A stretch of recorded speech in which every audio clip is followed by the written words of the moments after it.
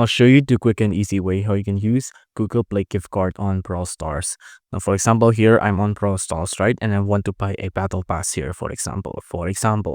Now if I go to the bottom section here, and you can see there's a battle pass here, I'm going to click on Get. Now on Get here, I'm just going to press on one of these buttons. I don't really care. I'm just going to pick on this one, for example. Now it'll open up a pop-up. Now you can see transaction is pending. Let's just wait.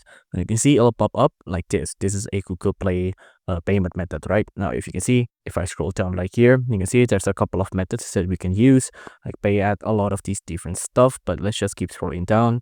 Now, once you scroll all the way down, you can see there is an option to redeem the code.